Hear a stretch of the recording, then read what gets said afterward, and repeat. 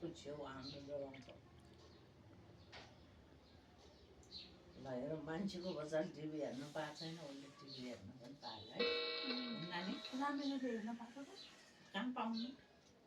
अहिलेको बच्चाले तिनीहरू ठिरा ठिरा भए पनि हेर्न पाउँदैन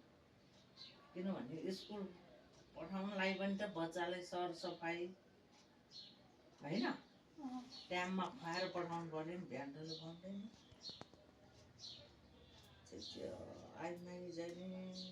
खट्टमै आइमाई आएको रहेछ र फेरि जेसाको खालको बच्चाले त पढ्छ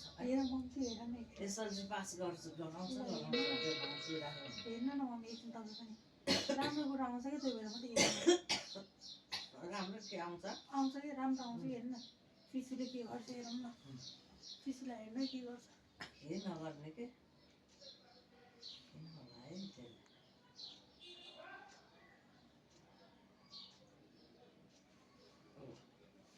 हेरेको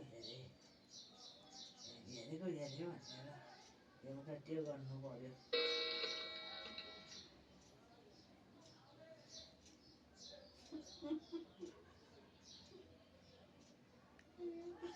लाटा जस्तो भयो